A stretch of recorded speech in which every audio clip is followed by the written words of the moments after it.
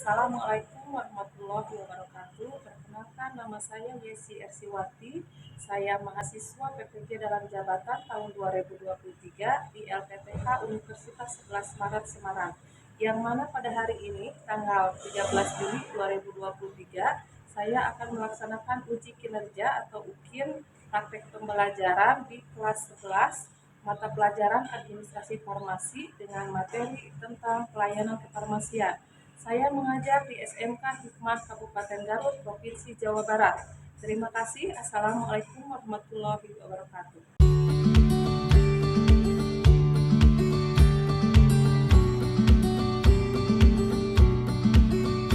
Assalamualaikum.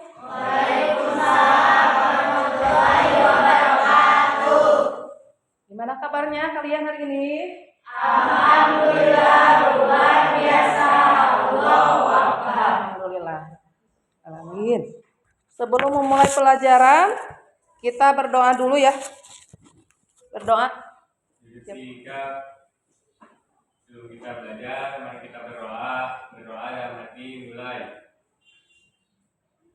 Berdoa selesai beri salam. Assalamualaikum warahmatullahi wabarakatuh. Waalaikumsalam warahmatullahi wabarakatuh. Absen dulu ya. Ahmad ada? Andi? Cika? Untuk pembelajaran hari ini, Ibu akan bertanya dulu tentang karena sekarang materinya tentang pelayanan kefarmasian. Ibu akan coba tanya dulu tentang ini, gambar yang di depan. Yang tahu nggak ini gambar apa? Obat. Nah, kalian pernah ke apotek nggak? Beli apa? Beli obat. Terus kalian pernah memperhatikan nggak di apotek cara penyimpanannya, bagaimana, terus posisi obatnya seperti apa? Pernah. Terus yang kalian lihat seperti apa? Berurutan, rapi ya. Nah, kenapa harus rapi atau harus berurutan seperti ini? Ini posisinya di etalase apa? Depan apa belakang? Depan. Kalau yang ini? Belakang. Nah, biasanya kalau yang beli kan ya, yang terlihat yang etalase depan ya. Biasanya yang pertama rapi. Obatnya rapi. Ya, obat bebas. Yang kedua kalau tidak rapi biasanya apa?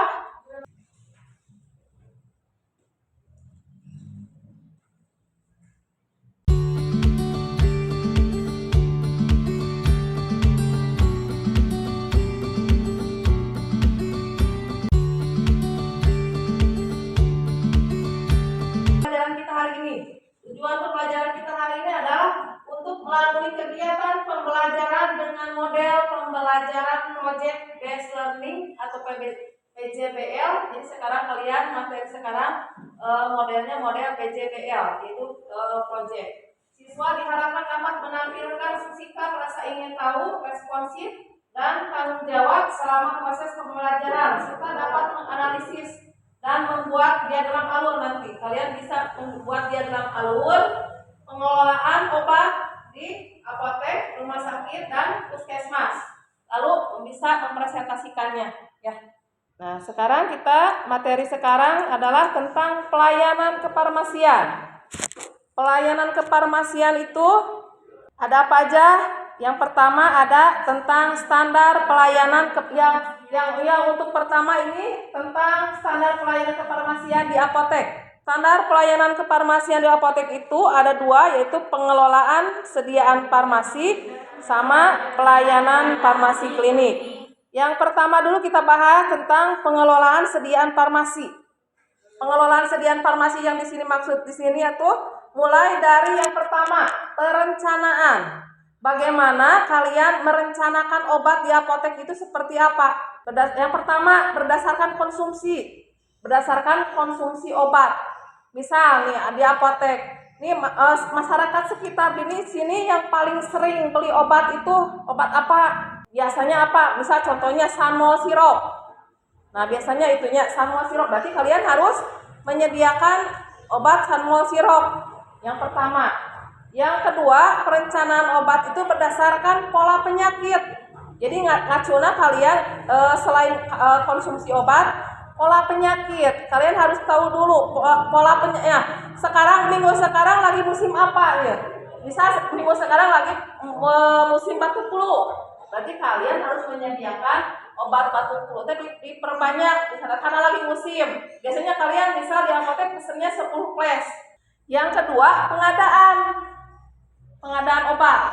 Nah, setelah perencanaan obat, berarti kan kalian harus ada pengadaan obat. Pengadaan obat itu apa? Dengan cara memesan obat.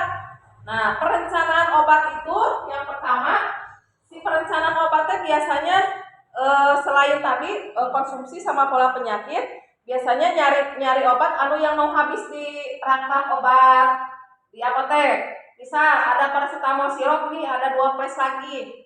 Berarti kalian harus pesan kan ya. Bisa anakonidin sirop, bisa tinggal 1 flash lagi. Berarti kan itu harus dipesankan. Nah, itu kan ditulis di buku. Ada yang tahu apa? Buku The Pekta. Nah, itu ditulis di situ, disebutnya buku The Pekta. Nah, buku The Pekta itu fungsinya mencatat obat yang akan habis atau akan dipesan ke PBM. Jadi ditulis di buku eta, bisa anakonidin sirop mau pesennya bisa 10 flash, paracetamol sirop 10 flash, misalnya gitu. Nah, setelah ditulis di buku The Pekta baru dipesankan yang poin 2 pengadaan dipesankan ke PBM atau sales obat. Nah, si obat itu dipesankan. Nah, itu masuknya karena pengadaan obat dipesankan. Setelah dipesankan berarti besoknya barang datang, barang yang dipesankan datang. Nah, setelah pengadaan dicek kan barang datang, baru dicek. Setelah dicek baru yang ketiga apa? Penerimaan. Nah, itu kan barang datang, pemesanan, barang datang, baru diterima. Penerimaan obat. Penerimaan obat yang dicek apa biasanya? Biasanya obat kalau ada obat datang biasanya dibarengi dengan faktur. Nah, yang kalian cek itu fakturnya. Nama apoteknya betul apa tidak? Nama obatnya betul apa tidak? Jumlah obatnya betul apa tidak? Terus lihat kemasan obatnya. Kemasan obatnya bagus apa tidak? Kalau penyok obatnya harus gimana? Kan kalau dipajang di depan misalnya kan pembeli juga nggak mau kok beli yang penyok. Jadi harus gimana? Dikembalikan atau diretur.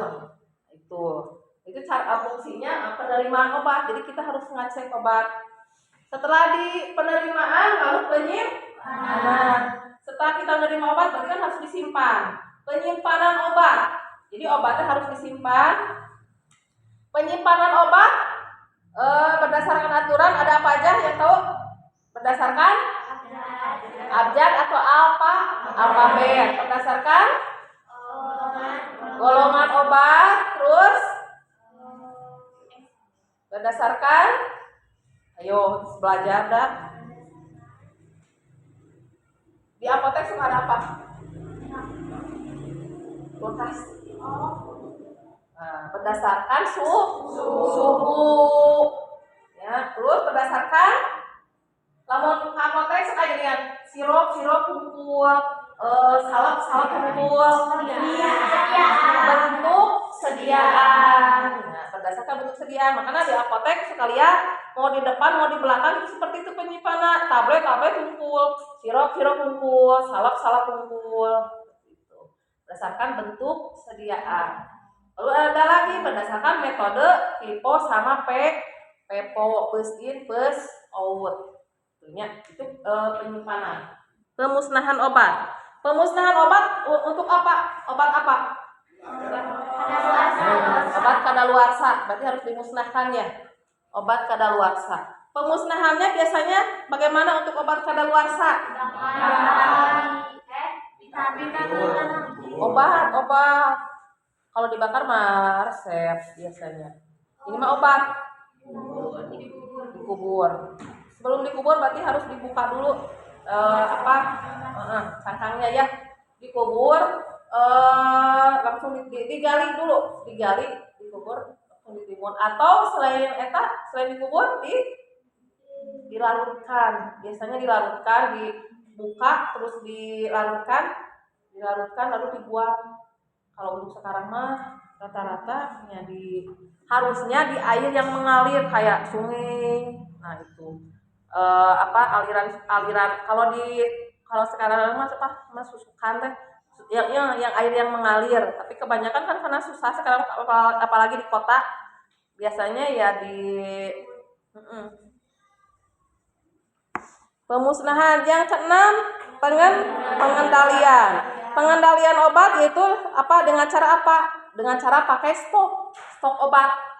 Jadi setiap obat itu disimpan dengan stok. Misal paracetamol sirup ada stok obatnya bukan dilampirkan, disimpan di pinggirnya atau di bawahnya. Stok obat, misalnya kertas ya. Ini obatnya. Nah, buat apa stok obat? Jadi setiap obat yang masuk sama obat yang keluar dicatat. Kan di situ ada paracetamol sirup, obat masuk berapa, obat keluar berapa, ada sisa. Nah, jadi masuk sama yang keluar itu dicatat. Jadi kelihatan sisa misalnya sisa tinggal satu lagi paracetamol sirup, jadi kelihatan. Itu cara pengendalian obatnya. Jadi lihat ini kartu stok. Yang 7 terakhir pelaporan. Pelaporan obat itu biasanya ke mana? Pelaporan obat itu biasanya apotek, klinik, rumah sakit, puskesmas sama itu sebulan sekali. Untuk obat apa perlu dilaporkan? Obat narkotik, psikotropik. Itu obat yang harus setiap bulan dilaporkan pengeluaran sama pemasukan anak. Kalau sekarang pelaporan itu digunakan dengan sistem SIPNAP, sistem pelaporan narkotik psikotropik. Jadi pelaporannya online langsung ngelink ke Dinkes ngelink ke BPOM gitu. Jadi ketika kita misal ibu di apotek ente laporan ya selama 2 bulan, apotek nggak laporan narkotik psikotropik selama 2, dari Dinkes itu tahu kita teh belum laporan karena kita kan tiap ini ngelink. Terus yang kedua, yang B, pelayanan farmasi klinik. Kalau yang tadi pengelolaan sediaan farmasi atau pengelolaan obatnya. Kalau yang sekarang tentang pelayanan farmasi klinik. Pelayanan farmasi klinik dimulai dari pengkajian resep. Nih, kalian kan ada datang nih resep. Baru datang resep, kalian ada resep. Nah, kalian harus ada kajian resepnya. Yang pertama, kajian secara administrasi. Naon wae anu secara administrasi tingali ieu nana kayak gini. Nah, ini contoh resepnya. Lihat nama pasiennya ada nggak, umur, berat badan. Nah, ini pengkajian resep harus ada ini nama pasien. Kalau umurnya tidak ada berarti bagaimana? Kalau udah ditulis umurnya harus bagaimana? Jadi kita bisa langsung tanya ke pasiennya, ibu, bapak umurnya bisa ada anak, yuswana sabar tahun, misalnya 7 tahun, tulis sama kita nggak apa-apa 7 tahun, sama alamat. Terus yang kedua, nama dokternya harus ada, bisa di atas biasanya, nama dokter, SIP-nya harus ada. Terus yang ketiga, tanggal penulisan resep harus ada. Nah itu pengkajian resep. Kalau tidak ada berarti ditulis sama kita. Itu pengkajian resep secara administrasi. Ya jadi kalau ada resep itu tidak langsung dikerjakan. Jadi harus dicek lagi. Yang kedua, kajian kesesuaian farmasetikna. Sesuai misal tinggalin deui. Kesesuaian farmasetik itu berdasarkan lihat bentuk sama kekuatannya. Bentuk sama kekuatan sediaan anak. Bentuknya misal ini tablet apa sirup. Karena kan tahu sendiri tulisan dokter bagaimananya. Aya anu teh harti. Kadang ibu mah sampai kieu. Ya itu saking ku bagusna tulisan dokter. Jadi kadang harusna sirup atau krim, kadang kebacanya misal tablet. Nah itu harus diiyakan lagi sama stabilitas obatnya.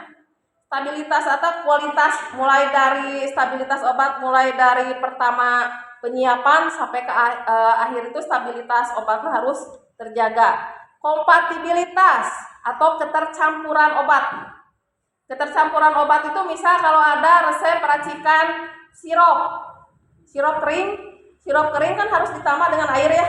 Nah itu di ketercampuran itu harus benar-benar homogen, harus apa gitu. Terus ada lagi yang ketiga, pertimbangan klinis. Pertimbangan klinisnya harus ketepatan indikasi. Indikasinya harus betul. Kadang suka gini, ada indikasi nate dokter kan kadang-kadang kan ada salahnya dokter juga ya. Misal sudah dikasih paracetamol, terus di bawahnya ditulis lagi obat misal meloxicam. Nah itu kan kalau secara indikasi itu dua-duanya fungsinya buat nyeri. Nah itu kita harus cross check lagi. Biasanya datang lagi ke dokter, dok ini betul apa enggak? Misalnya obatnya paracetamol sama meloxicam. Nah gitu, cross check lagi ke dokternya. Biasanya dokter ini salah ini maksudnya ini, suka gitu biasanya. Nah gitu, itu cross check. Terus penggunaan obat, aturan, cara lama penggunaan, aturan pakai obatnya. Kadang misal harusnya 2 kali, misalkan ini biasanya sering kejadian itu Cephadroxil itu aturan pakainya harusnya antibiotik ya 2 kali 1. Nah dokter nulisnya 3 kali 1. Nah kita tuh harus cross check lagi. Kalau nggak cross check lagi kita harus sebagai apoteker misalnya atau sebagai kalian nanti TTK harus sudah tahu kalau Cephadroxil itu dosisnya 2 kali 1. Reaksi obat yang tidak diinginkan sama kontraindikasi. Nah, yang B, dispensing. Setelah resep beres dikaji secara administrasi, lalu sekarang dispensing kumaha? Kegiatan yang dilakukan menyiapkan obat sesuai dengan permintaan resep. Jadi siapkan, ini kan resep udah dikaji secara administrasi. Lalu kalian dikerjakan resepnya. Misal ini paracetamol sirup 1, Ambroxol obat batuk sirup 1, sama vitamin misal Kapiplet sirup 1. Nah kerjakan karena udah dicek, menyiapkan obat sesuai dengan permintaan resep. Terus yang kedua, menyiapkan obat sesuai melakukan peracikan obat jika ada racikan. Namun ada racikan berarti kalian melakukan peracikan obat. Memberi etiket, terus memasukkan obat ke dalam wadah atau klip, ya. Dan terus setelah menyiapkan obat, memeriksa kembali penulisan. Jadi kalau sudah beres, jangan langsung dikasih ke pasien, tapi di cross check lagi. Ini betul apa enggak? Misal di satu-satu ini betul, ini dosisnya betul. Nah kalau udah di cross check, baru dipanggil pasiennya, memeriksa ulang identitas dan alamat pasien, lalu menyerahkan obat yang disertai PIO. PIO itu pelayanan informasi obat. Misal, ibu ini obat paracetamol harus dihabiskan, nah seperti itu ya. Diminumnya 3 kali sehari. Yang C, pelayanan informasi obat yang barusan ketika kalian manggil pasien, nah itu kalian, ibu ini amoksilinnya 3 kali 1 sesudah makan harus dihabiskan. Untuk paracetamolnya, untuk obat demamnya sehari 3 kali, yang 1 untuk vitamin diminum 1 kali 1. Nah itu masuknya karena pelayanan informasi obat. Yang D, konseling itu memberi nasihat atau saran terkait obat dari apoteker kepada pasien, itu konseling. Terus yang home care, pelayanan kefarmasian yang bersifat kunjungan rumah. Jadi home care mah ke rumah-rumah khusus untuk biasanya apa? Untuk lansia atau penyakit kronis. Biasanya yang home care lansia itu yang pasien yang sudah tua, yang sudah tidak bisa berjalan untuk berobat.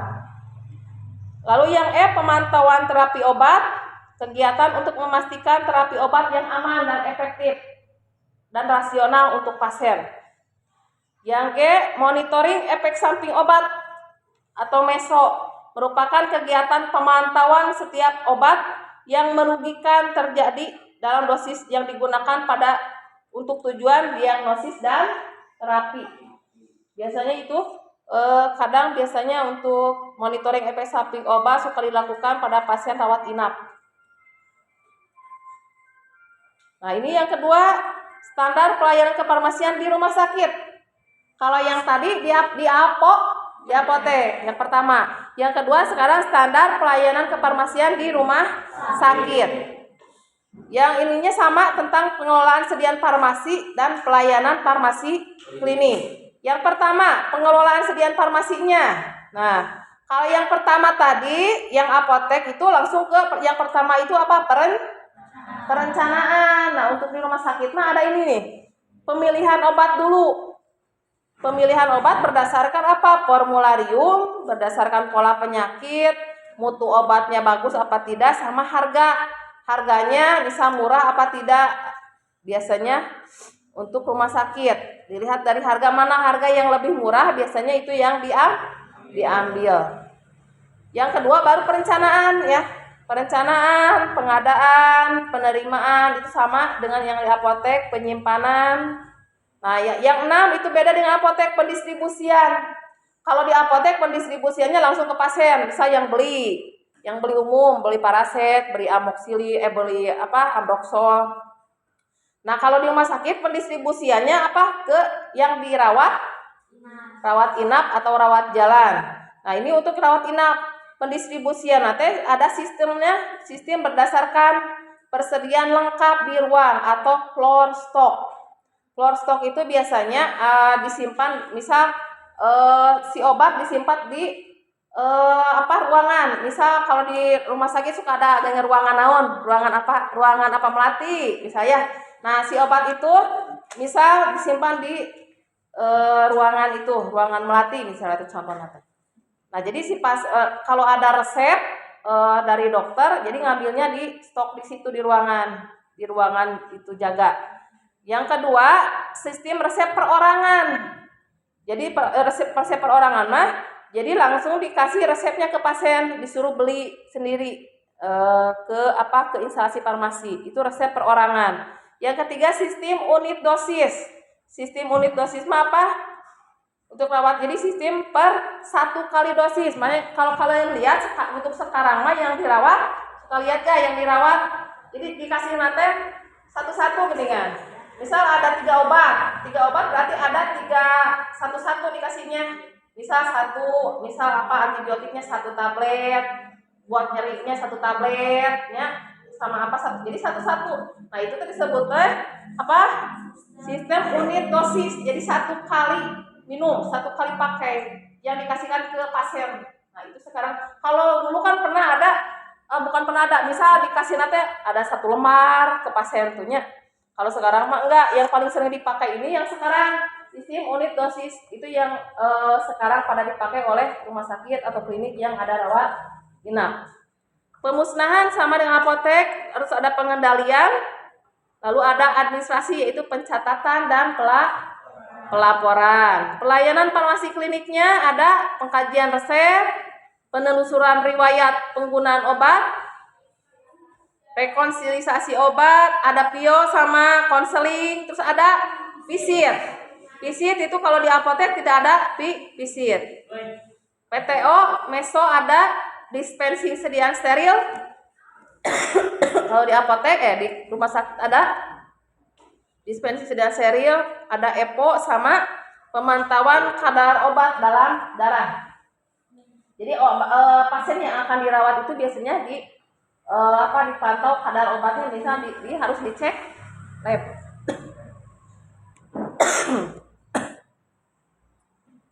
Terus ada lagi sumber daya kefarmasian anak, SDM. Untuk di farmasi SDM-nya harus apa? Harus lulusan apa? D3 SMK farmasi, D3 farmasi sama S1 farmasi, terus apoteker, itu SDM-nya ya. Yang kedua sarana dan prasarana. Sarana dan prasarana di apotek biasanya apa aja?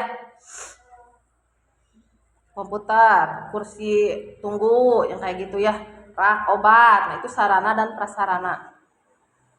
Mutu pelayanan kefarmasian, ada mutu manajerial sama mutu pelayanan farmasi klinik.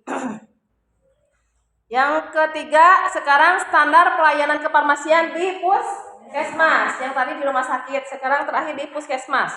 Di sininya ada dua, pengelolaan sama pelayanan farmasi klinik. Yang pertama, pengelolaan sediaan farmasi. Nah, di sini ada perencanaan. Tujuannya untuk apa? Ya, untuk memperkirakan jenis dan jumlah sediaan farmasi, meningkatkan penggunaan obat secara rasional, meningkatkan efisiensi penggunaan obat. Nah, yang kedua, perencanaan di rumah sakit ada ini LPO, laporan pemakaian dan lembar permintaan obat. Laporan pemakaian ini laporan pemakaian bulan kemarin. Laporan pemakaian dan lembar permintaan obat. Nih, kalau puskesmas mah mintanya kemana? Nah, si LPO itu dikirimkan kemana? Ke Dinkes. Jadi sebetulnya puskesmas mah obatnya dari mana? Dari Dinkes. Obat-obat di puskesmas itu, jadi nggak beli sendiri gitu kan, tapi di stok oleh Dinkes. Makanya mintanya ke Dinkes untuk puskesmas. Tapi harus ada ini dulu, LPO. Kalau tidak ada ini berarti dari Dinkes juga dikasih gitu ya. Itu bedanya untuk puskesmas, bedanya sama apotek sama rumah sakit ada LPO. Yang ininya selanjutnya sama permintaan, lalu ada penerimaan, penyimpanan, pendistribusian, pengendalian, pencatatan dan pelaporan pengasipan. Di sini ada pelayanan farmasi kliniknya, ada pengkajian resep sama ada PIO, ada konseling, ada visit juga. Kalau puskesmasnya ada rawat inap, karena kan tidak semua puskesmas ada rawat inap. Yang pemantauan, pelaporan efek samping, PTO sama evaluasi penggunaan obat. Lalu ada sumber daya manusianya, sama ada apoteker, TTK. TTK-nya seperti tadi apa? SMK, farmasi, D3 atau S1. Sarana prasarana, ruang penerimaan resep, ruang pelayanan resep harus ada, ruang penyerahan resep. Ya. Biasanya kadang tempat penerimaan resep sama penyerahan resep biasanya bedanya. Di sini ruang penerimaan resep. Mutu pelayanan kefarmasian ada mutu manajerial sama mutu pelayanan farmasi klinik. Biasanya ini kalau untuk mutu ada yang sebulan sekali, biasanya di akhir bulan suka ada evaluasi. Evaluasi dari tim manajemen tentang bagaimana cara kerja kalian. Nah, itu ada evaluasinya biasanya. Nah, kita lihat untuk selanjutnya ada video pembelajaran. Kita lihat cara penyimpanan obat di apotek. Ini contohnya yang di apotek ya. Cara perencanaan, pengadaan, penerimaan dan penyimpanan sediaan farmasi di apotek yang merupakan tahapan dari pengelolaan sediaan farmasi di apotek. Yang pertama adalah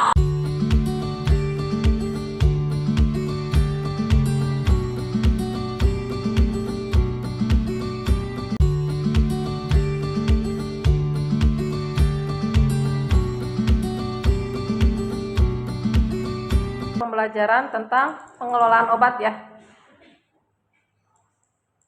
Untuk selanjutnya kita akan mengerjakan LKPD. Mengerjakan LKPD tentang apa? Kalian bikin diagram alur pengelolaan obat. Nanti dibuat kelompok, 3 kelompok. Nah, kalian nanti bikinnya diagram alur pengelolaan obat di apotek, klinik sama puskesmas. Sekarang Ibu akan membagi kelompok dulu ya. Jadi kalian duduknya nanti per kelompok. Untuk kelompok 1, Ahmad, Andi, Cika, Ripa sama Sahrul. Itu kelompok 1. Yang kelompok 2, Devina, Repika, Insani sama Siti. Yang kelompok 3, Andini, Hunafa, Muhammad Nova sama Sabila. Sok duduknya per kelompok.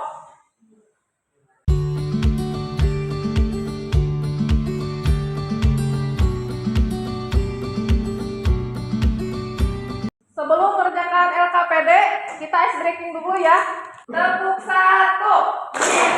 Tepuk 2. Tepuk 3. Tepuk 4. Tepuk 5. Kami dari kelompok 1 akan mempresentasikan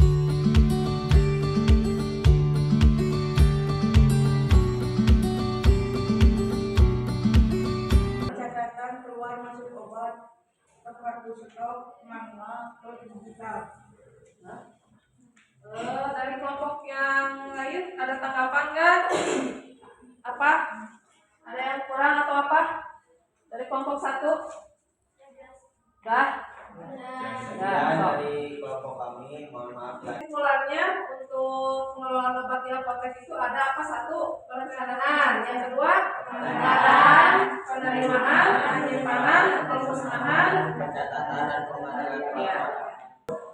Perkenalkan, kami dari kelompok 2 akan mempresentasikan diagram alur pengelolaan obat di klinik.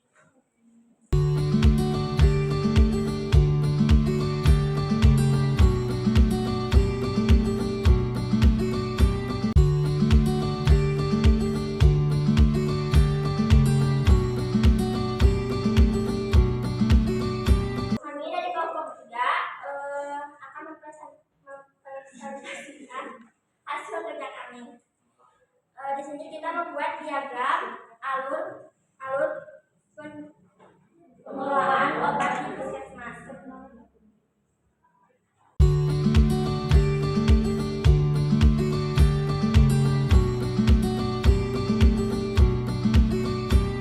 Kesimpulannya yang dapat diambil apa? Pengelolaan perbekalan farmasi di apotek, rumah sakit sama puskesmas itu apa aja tadi kesimpulannya? Pengelolaan di apotek apa aja kesimpulannya? Pengadaan, penerimaan, penyimpanan, pemusnahan. Terus kelompok 2? Perencanaan, pengadaan, penerimaan, penyimpanan, pendistribusian, pemusnahan, pengendalian, dan administrasi. Yang puskesmas? Perencanaan, pengelolaan, penyimpanan, pemusnahan, Jadi dari ketiga pengelolaan obat dari ketiga tempat ini ada perbedaannya nggak? Apa di mana perbedaannya? Kalau di apotek, di klinik apa perbedaannya dengan yang di apotek? Di SIR, ya. Kalau di apotek kan tidak ada. Kalau di puskesmas perbedaannya apa? Ada ini rawat Hmm. benar sama rawat jalan. Terus? Terus ada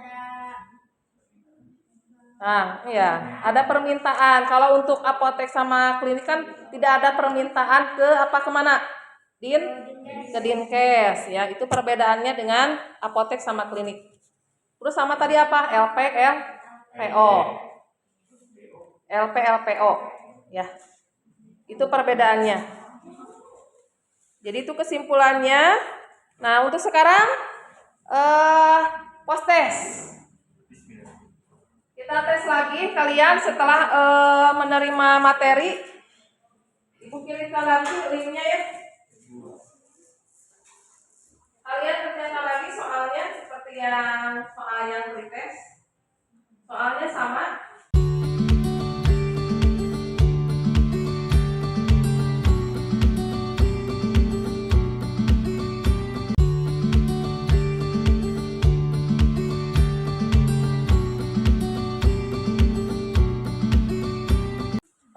Setelah post test, selanjutnya yang terakhir refleksi.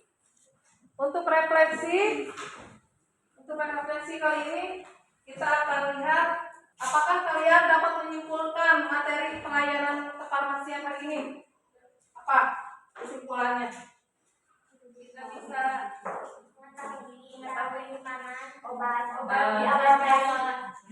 Ya. Terus kesimpulannya apa? Jadi penyimpanan obatnya beda. Untuk apotek, klinik sama puskesmas. Penyimpanan sama, cuman apa? Dari apa? Perencanaan sama pendistribusian. Ya, yang membedakan itu. Terus ada lagi? Dah. Terus pada bagian mana yang masih sulit dipahami sama kalian? Ketika tadi materi, ya? Pengkajian resep. Pengkajian resepnya gimana gitu? Banyak poinnya ya yang harus dikerjakan ya. Terus bagaimana perasaanmu mengikuti pembelajaran model seperti ini, seperti yang barusan? Yang terakhir, pembelajaran seperti apa yang kalian harapkan ketika kalian belajar di kelas? Ada prakteknya. Ya.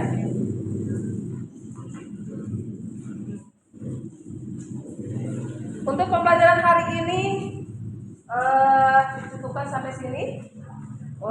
Untuk pembelajaran minggu depan kita akan belajar tentang pelayanan informasi obat, tentang bagaimana cara penggunaan obat, misal cara penggunaan obat Hansaplast bagaimana, atau cara penggunaan obat supositoria bagaimana ya.